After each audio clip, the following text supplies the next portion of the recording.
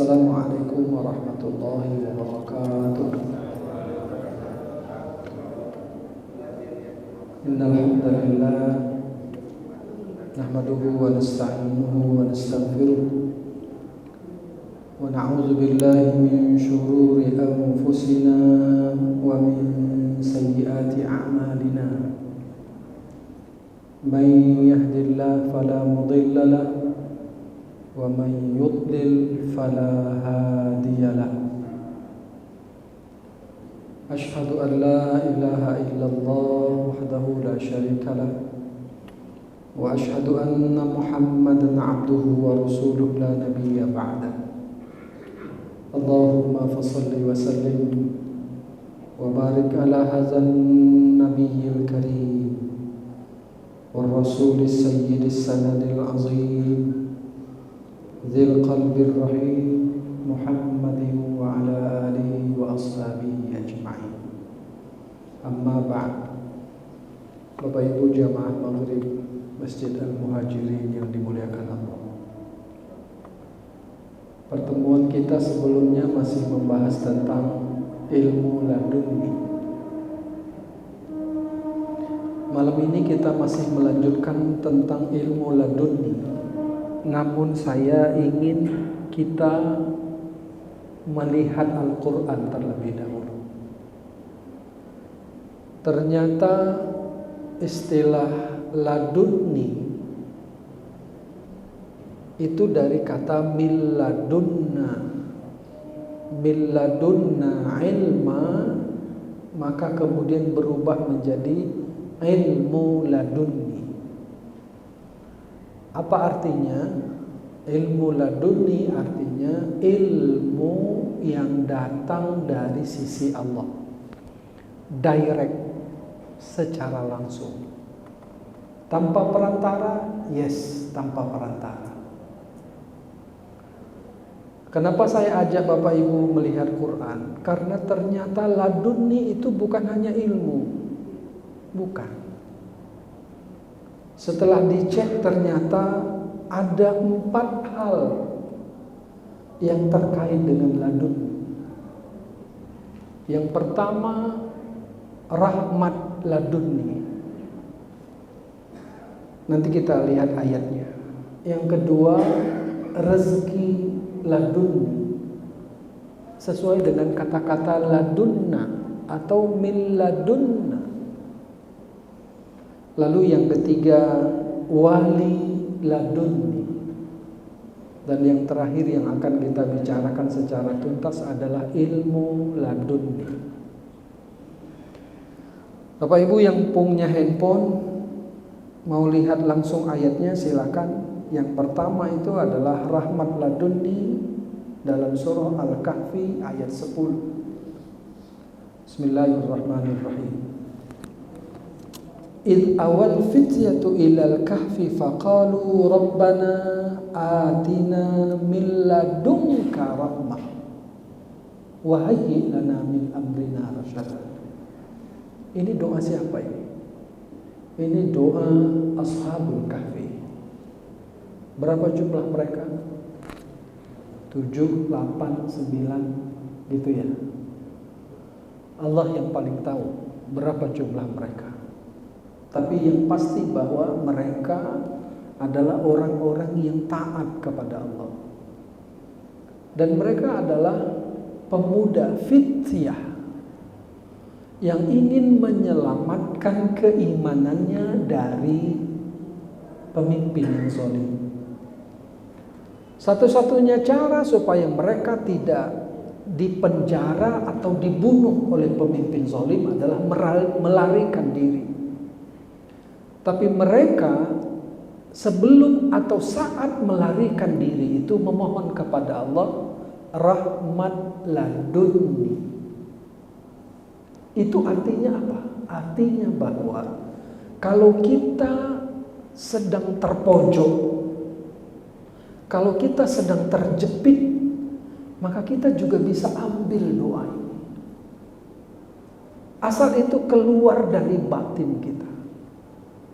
Karena Ashabul Kahfi itu hanya jadi contoh saja. Dan contoh itu bisa kita bawa dalam kehidupan kita. Rabbana atina min ladunka rahmah. Wahai Tuhan kami. Saya juga ingin mengatakan bahwa kalau orang Islam menyebut Tuhan, itu artinya Allah. Jadi kalau ada orang yang bilang, kenapa Bapak menyebut Tuhan? Harusnya sebut Allah. Wong doa kita aja menyebut Tuhan kok. Rabbana itu artinya bukan ya Allah kami, wahai Tuhan kami. Tapi itu tidak usah kita bahas terlalu panjang. Itu tergantung di sini. Kalaupun Allah yang kita sebut, kalau di sininya kosong, nggak sampai penyebutan itu. Lalu yang penting mana? Yang penting itu di sini. Saya kasih contoh agak miring sedikit pembicaraan kita. Tadi saya lihat anak kecil bersama ayahnya. Saya tidak tahu umurnya berapa, tapi mungkin di bawah 5 tahun. Itu anak dari ayahnya.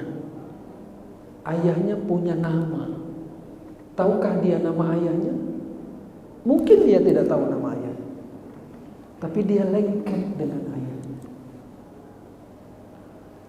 Dia mungkin belum sempurna menyebut nama ayahnya karena masih kecil. Tapi karena kedekatan itu, yang penting itu bukan penyebutan, bukan. Yang penting itu adalah di dalam dirinya, bahwa itu ayahnya, bahwa dia adalah anak ayahnya. Mungkin dia panggil Pa, mungkin dia panggil Ba, dia mungkin panggil Ya. Belum sempurna, belum. Itu soal penyebutan. Mungkin satu saat kita bicara soal itu. Tapi kita ingin lanjutkan ini. Rabbana, duhai Tuhan kami, atina, berikan kepada kami, min ladunka rahmah, rahmat dari sisimu. Rahmat dari sisi Allah itu artinya Allah langsung memberikan rahmat. Sambungan doa itu ini yang mau kita pahami. Wahayyi lana min amrina rasyada. Sempurnakanlah petunjuk yang lurus bagi kami dalam urusan kami.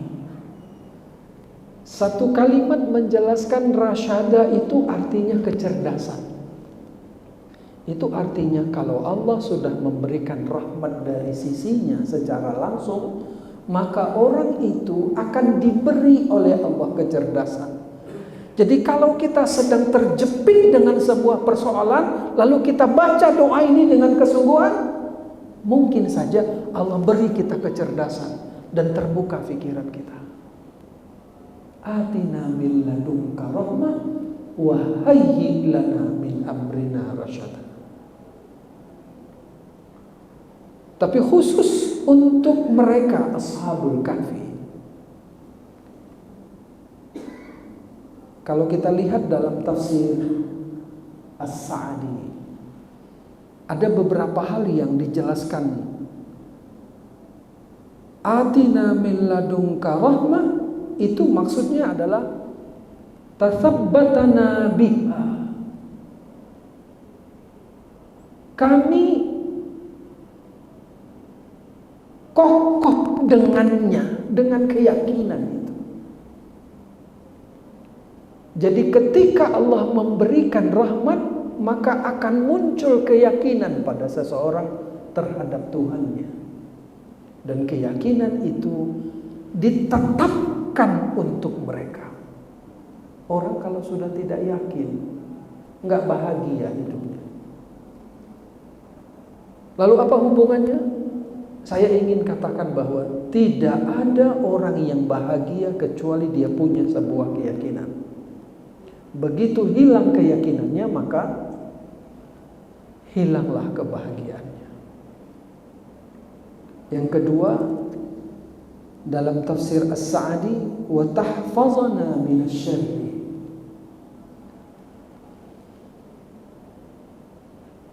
Ada permohonan mereka agar mereka itu dijaga, dipelihara oleh Allah dari keburukan. Itu kalau orang sudah dapat rahmat dari sisi Allah. Faktanya bahwa mereka tidak diketahui oleh penguasa zalim keluar dari kampung, keluar dari negeri itu. Baru yang ketiga, wa tawaffaqana lil khairi. Engkau berikan petunjuk kepada kami untuk melakukan kebaikan. Siapa yang memberikan ide kepada mereka supaya mereka masuk dalam gua? Apakah terfikir oleh mereka dari awal bahwa mereka akan menginap dalam gua itu? Dari doa ini menunjukkan bahwa itu belum ada. Belum ada dari awal bahwa mereka punya rencana untuk nginap di gua itu. Dan itu menunjukkan bahwa kalau orang mendapatkan rahmat laduni, maka dia akan diberikan banyak hal oleh Allah. Itu yang pertama. Laduni yang pertama adalah rahmat laduni. Dari mana istilah? Mohon maaf, ini istilah saya saja. Mungkin Bapak Ibu tidak temukan di buku manapun. Saya baca Quran, kemudian saya pahami, lalu saya merasa istilah yang tepat itu adalah ini. Seperti orang menggunakan istilah ilmu laduni, maka saya kemudian menggunakan istilah rahmat laduni.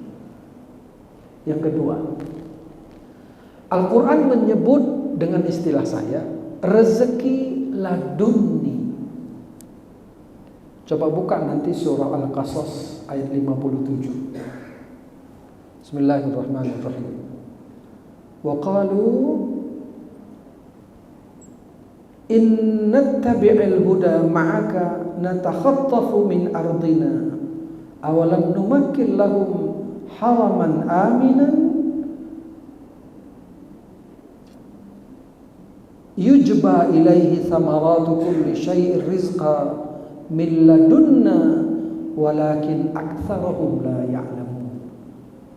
Ada kalimat rizqan min ladunna, rezeki dari sisi kami.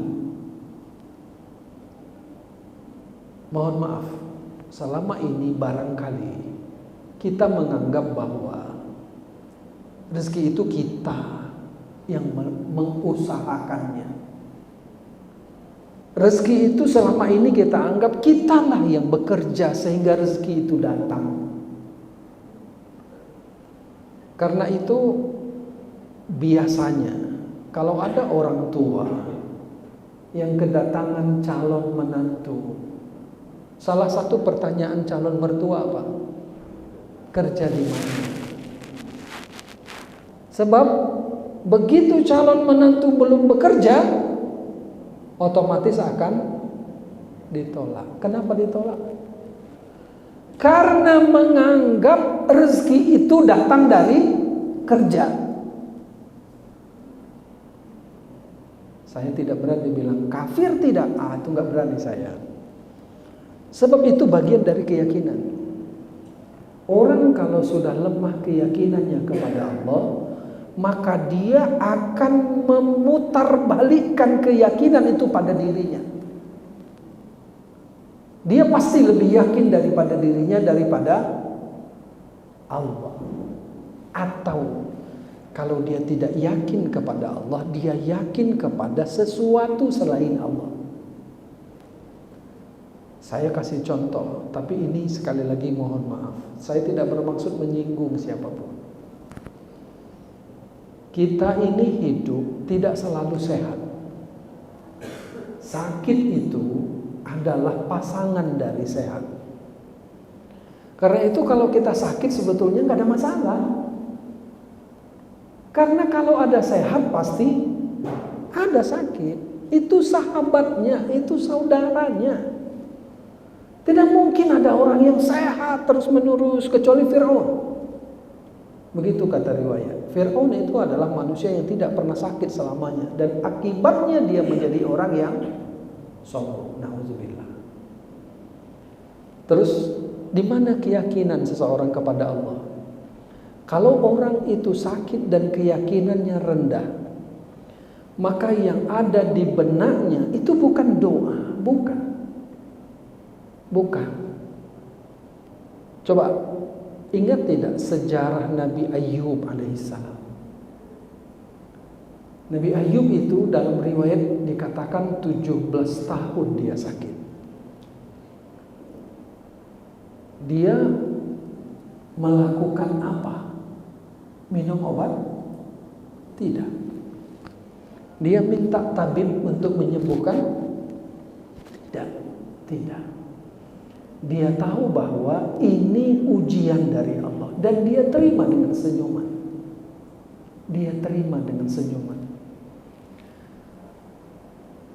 Adapun ketika sampai pada ujung dari ujian itu, Allah ajarkan dia doa.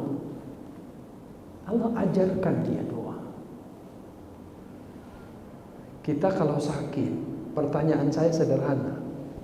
Doa dulu apa minum obat dulu? Masing-masing lah tahu kita jawabannya, iya kan? Itu menunjukkan keyakinan kita kepada Allah. Keyakinan itu sesuatu yang tidak terpisahkan dalam diri. Maka saya katakan tadi, itu semua tergantung pribadi kita masing-masing. Tapi kalau kita kemudian menerima sebuah penyakit apapun itu dengan sebuah senyuman dan melaporkannya kepada Allah. Nabi Ayub kan begitu. Ya Allah, aku sedang dirundung kesulitan, dan Engkau adalah Tuhan, wa anta arhamur rahimin. Engkau adalah Tuhan yang maha pengasih di antara yang pengasih. Jadi apa yang dilakukan oleh Nabi Ayub? Dia lapor. Dia bukan cari obat. Dalam Qasasul Anbiya, kalau Bapak Ibu pernah dengar kisah ini, Nabi Musa alaihissalam satu hari pernah sakit perut. Dan Nabi itu memang dididik langsung oleh Allah. Ini sebetulnya didikan laduni juga sebetulnya. Karena nabi-nabi itu tidak punya guru. Rasul-rasul itu tidak punya guru. Kalau dikatakan bahwa Nabi Muhammad itu gurunya malaikat, bisa benar, bisa tidak. Karena dia bukan berguru kepada Jibril, bukan. Jibril itu hanya perantara saja. Maaf, kalau bahasa Medannya tukang pos saja, pengantar saja. Tapi bukan berarti bahwa dia persis seperti itu, tidak, bukan begitu, bukan. Tapi apakah Nabi Muhammad belajar sama Jibril dalam kapasitas tertentu? Tidak. Siapa yang mengajarinya? Allah langsung mengajarinya. Itu yang kita sebut dengan ilmu laduni. Nabi Adam itu diajar langsung oleh Allah. Jibril saja disuruh sujud sama Adam. Jibril saja. Itu artinya bahwa tingkatan manusia lebih mulia daripada malaikat. Rezeki laduni itu tergantung kepada kita. Kita bisa dapat apa tidak sangat tergantung kepada kita. Saya ajak Bapak Ibu untuk melihat peristiwa Maryam. Masih ingat? Maryam itu diharapkan lahirnya sebetulnya laki-laki, tapi yang lahir perempuan. Dibuatlah namanya Maryam. Dan ayahnya sudah bernazar bahwa Maryam itu akan menjadi penjaga rumah ibadah. Jadi ada mihrabnya, dan beliau tinggal di samping mihrab seperti Rasul. Di samping mihrab itu ada tempat. Rasul begitu tempatnya. Kalau kita buka dalam Ali Imran 37, nanti kita ketemu dengan kalimat begini, fataqabbalaha rabbuha biqabulin hasan wa ambataha nabatan hasana wa kaffalaha Zakaria kullama dakhala 'alaiha Zakaria al-mihrab. Ketika Zakaria masuk ke dalam mihrab, tempatnya Maryam, dan itu adalah pakciknya, ayahnya Imran. Zakaria itu adiknya Imran, saudaranya Imran. Kullama dakhala 'alaiha Zakaria al-mihrab wajada 'indaha rizqa. Ternyata di mihrab itu ada makanan. Ada makanan, ada buah-buahan. Dan kalimat yang muncul dari Zakaria, qala ya Maryamu anna laki hadza. Lalu Maryam dengan mudahnya menjawab, qalat huwa min indillah. Ini semua dari Allah. Bagaimana caranya? Bagaimana caranya? Ini yang sebetulnya pingin saya sampaikan. Saya takut nanti ada yang menganggapnya aneh. Saya sendiri mulanya menganggap aneh. Saya kasih contoh, maaf, izinkan saya menceritakan pengalaman, tapi bukan pengalaman yang saya alami. Bukan saya, tapi yang saya alami bersama seseorang. Kacamata saya ini, entah yang satu lagi, pernah lepas ujungnya. Ujungnya, kebetulan bukan yang ini mungkin. Ada mur kecil di sini, di ujung sini. Dan mur itu lepas. Karena mur itu lepas, sementara saya bawa mobil, pasti itu berbahaya. Kenapa? Kalau malam silau, biasalah. Saya minus, jadi jauh itu tidak begitu kelihatan. Dan kalau di kelas saya sengaja buka kacamata,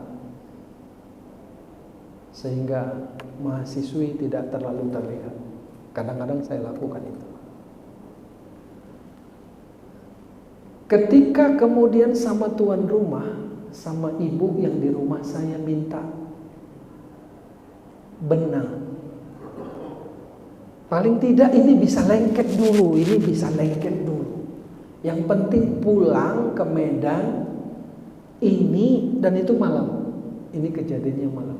Dan ini aman, asal lengket sudah paten lah itu. Gitulah dalam pikiran saya. Dan yang punya rumah itu kemudian ketika saya sedang memasukkan benang itu ke dalam, dia tanya, kenapa itu? Saya bilang, lepas gagangnya, murnya hilang, jatuh entah di mana. Lalu dia bilang, masangnya pakai apa? Pakai benang. Mana bisa pakai benang?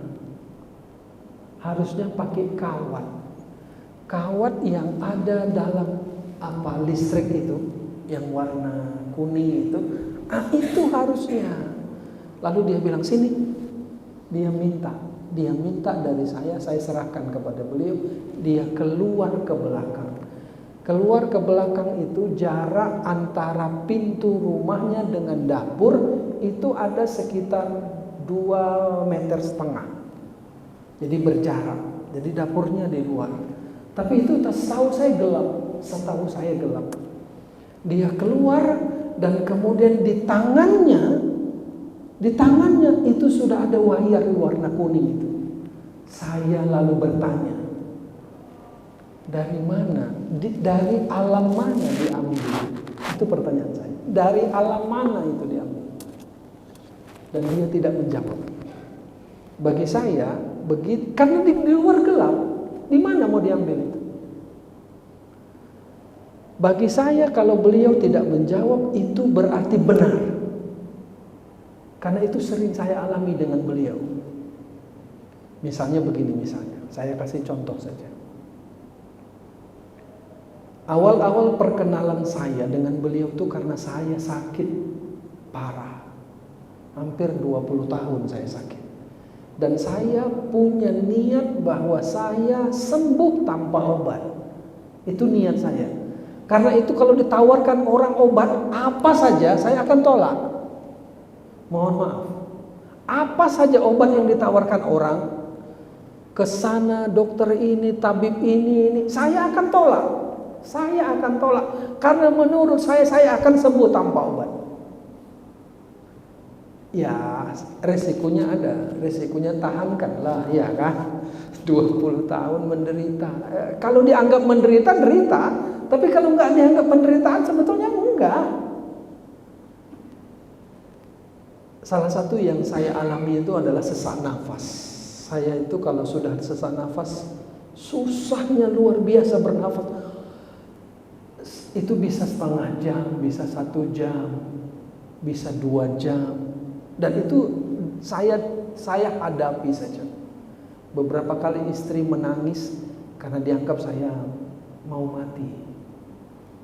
Ketika istri nangis, saya cuma bisa angkat tangan saja. Tidak ada suaranya. Menyuruh istri diam, jangan nangis. Ini abangmu nggak apa-apa loh. Menurut saya, tapi menurut dia. Karena itu saya pernah beberapa kali dilarikan ke rumah sakit lalu dipasang oksigen.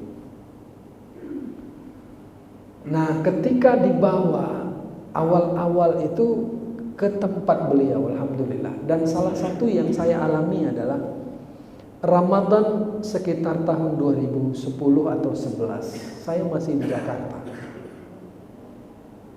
Berbuka puasa kebetulan hanya bersama istri saja. Karena anak masih kecil. Entah kenapa saya merasa kok lapar banget gitu. Udahlah, yang penting diisi dulu. Maka saya ambil makanan, saya makan. Persis ketika tangan saya mau mengambil tambuk. Orang Medan bilang tambuk kan? Mau ngambil tambuk. Waktu itu belum ada WhatsApp, masih SMS atau masih BBM kalau saya nggak salah ya, BBM. Itu bunyi, dia bunyi. Dan saya tidak jadi ambil, saya buka dulu. Isinya apa? Saya tinggal di Jakarta dan pesan itu datang dari Medan. Dari Medan pesan itu datang. Ingat, buka puasa di Medan dengan di Jakarta tidak sama. Waktunya tidak sama. Begitu tangan saya mau ambil, mau nambah, masuk pesan, saya buka, tersenyum saya. Tak jadi saya nambah. Pesannya apa? Kalau mau nambah nanti aja habis tarawih. Dan saya tunjukkan itu sama istri. Istri saya tertawa. Akan bang, udah dibilang jangan tambah.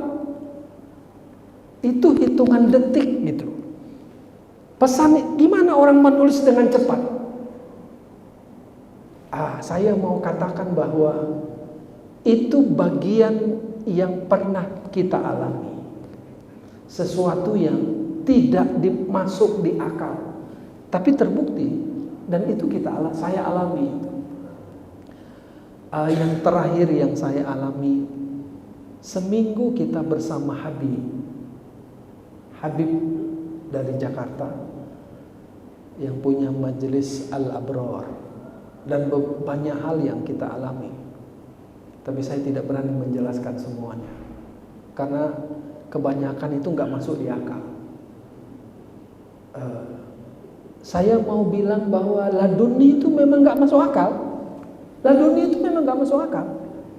Rezeki laduni yang diterima oleh Maryam, qalat huwa min indillah. Ini makanan dari Allah. Pertanyaannya, dari mana datangnya? Akal kita gak sampai menjelaskannya itu. Tapi Maryam menikmati rezeki laduni. Lalu saya tanya pada Bapak Ibu, kira-kira kita bisa dapat nggak itu? Ada jawabannya pada diri kita masing-masing sebetulnya. Yang ketiga, Al-Quran menyebut wali ladunni. Tapi wali yang dimaksud ini bukan wali yang di atas. Kalau anak punya ayah, ayahnya jadi wali. Bukan itu. Coba lihat nanti dalam surah Maryam ayat 5. Ini cerita Nabi Zakaria sebetulnya. Wa inni khiftul mawaliya min warai wa kanat imraati aqira fahabli min ladunka waliya. Sungguh aku khawatir terhadap kerabatku sepeninggalku, padahal istriku seorang yang mandul. Akhirah itu kondisi di mana seorang perempuan sudah tidak haid lagi, sudah tidak ada apa namanya Pak, kalau dalam kedokteran itu yang bisa menjadi pembuahan anak, sudah menopause. Tapi doanya Nabi Zakaria, fahabli min ladunka waliya. Saya sempat buka tafsir, dalam tafsir Jalalain, waliya itu artinya ibnan. Maka yang diminta oleh Nabi Zakaria apa? Yang diminta oleh Nabi Zakaria adalah anak dari sisi Allah. Itu artinya akan ada peristiwa yang menurut akal mustahil. Tapi tentu tidak menurut Allah. Kenapa? Karena ini bagian dari wali ladun. Apakah itu bisa? Saya menunggu informasi. Saya sebut salah satu yang terjadi ketika Habib kemarin datang. Hari kedua beliau hadir, kita berangkat ke Stabat. Dan di sana kita dijamu oleh sebuah keluarga. Hari berikutnya sepasang suami istri itu datang. Dan saya tidak tahu persis. Belakangan saya dengar selentingan saja bahwa mereka punya anak, tapi itu anak angkat. Dan dia minta doa dari Habib supaya mereka punya anak. Mereka hampir menikah 20 tahun. Apa persoalannya saya pun tidak tahu. Tapi saya ingin menunggu informasi. Insya Allah mudah-mudahan. Karena pernyataan Habib kemarin itu adalah tunggu 1 bulan. Tunggu 1 bulan. Fahabli min ladunka waliya, itu bisa dibaca siapapun yang hampir putus asa punya anak. Yang hampir putus asa. Tapi putus asa itu pasti tidak boleh. Kenapa? Karena itu bagian dari penyerahan diri kepada Allah. Orang kalau sudah nyerah, biasanya diselamatkan. Tapi kalau udah terpojok, nggak nyerah juga, udahlah selesai lah itu, diberondong lah itu. Tapi kalau dia nyerah, angkat tangan dia, kira-kira ditembak nggak? Pencuri ditangkap, lalu dia bilang ampun, dipukul nggak? Kalau dipukul juga parah lah itu. Harusnya enggak, kenapa? Dia sudah. Saya tanya Bapak Ibu, setiap kali kita takbir, kita nyerah enggak kepada Allah? Kita nyerah enggak kepada Allah? Kalau setiap orang memahami bahwa ketika dia memulai sholatnya dengan penyerahan diri, harusnya dia yakin bahwa Allah akan menjadi pelindungnya. Kenapa? Karena kalau orang sudah menyerah, pertolongan akan datang. Tapi kalau angkat takbirnya sekedar angkat takbir, cepat pula itu. Apa jadinya sholatnya? Saya bahkan mohon izin, mohon maaf. Saya beberapa kali memperhatikan orang kalau dia takbir itu hanya di depan dadanya saja.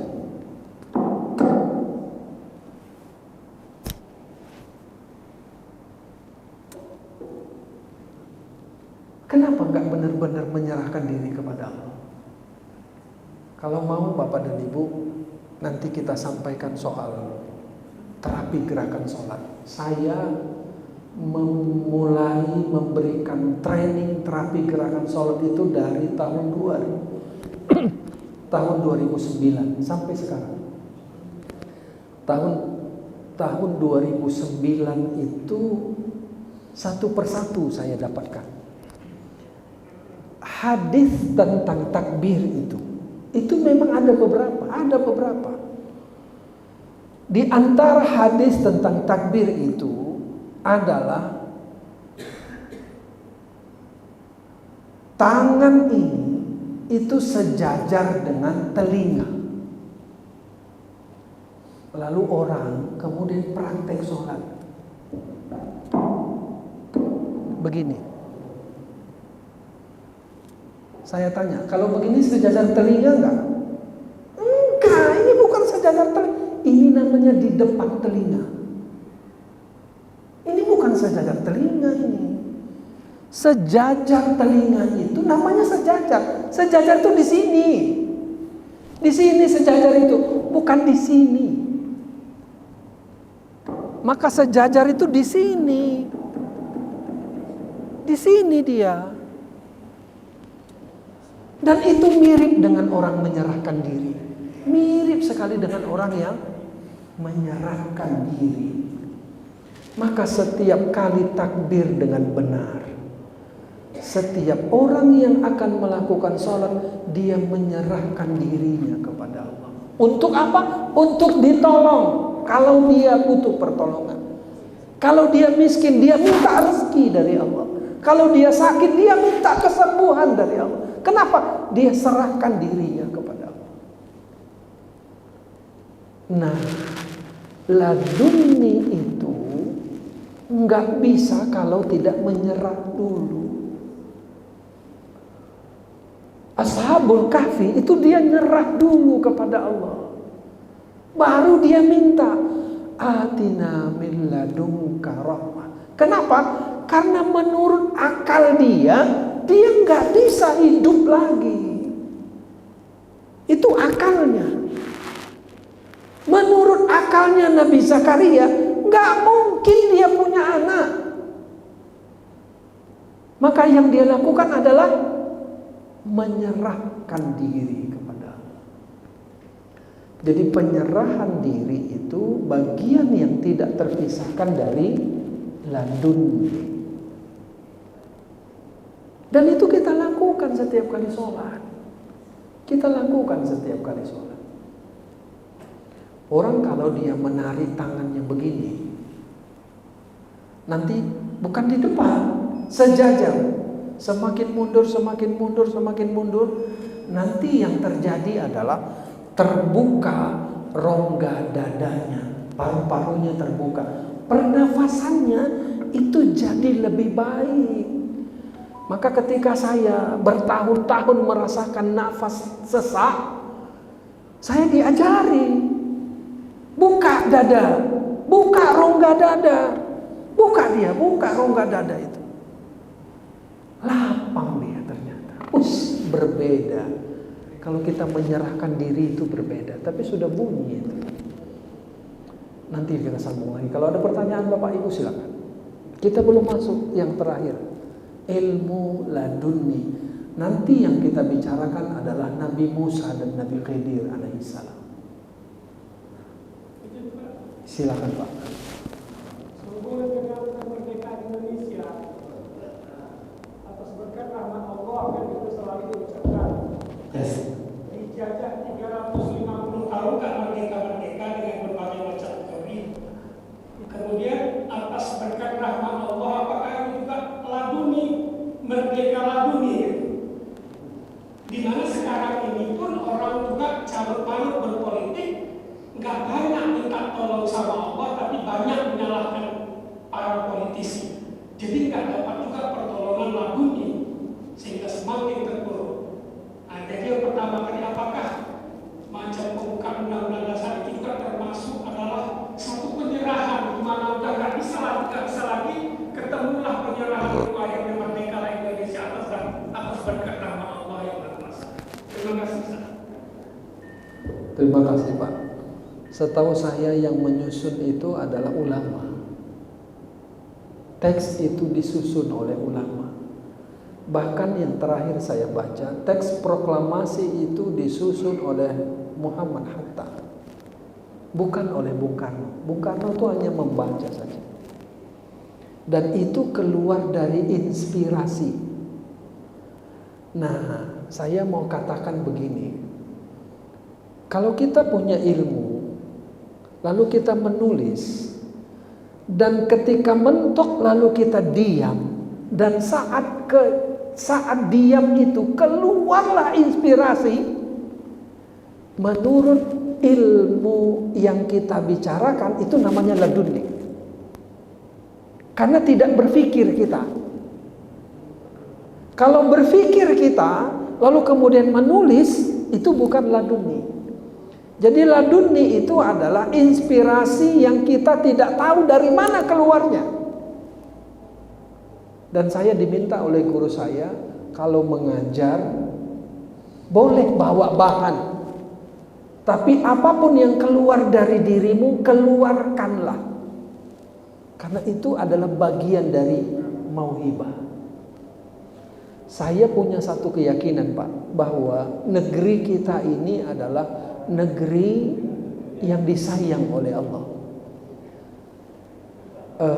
Saya termasuk orang yang punya pikiran agak berbeda.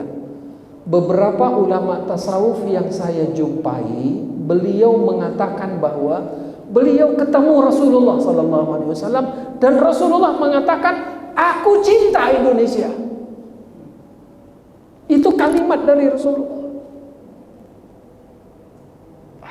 Silakan percaya atau tidak, tapi saya sangat percaya itu.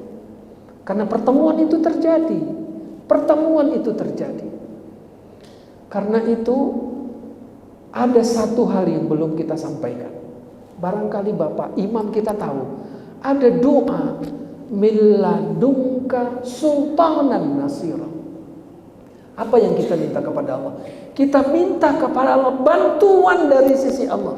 Kita minta kepada Allah kekuasaan dari Allah secara langsung. Karena menurut akal kita 9 cicak itu yang berkuasa. Tak usah sebut mereka naga. Tapi kalau Sultanan Nasirul datang, jadi presiden itu. Keturunan Rasulullah.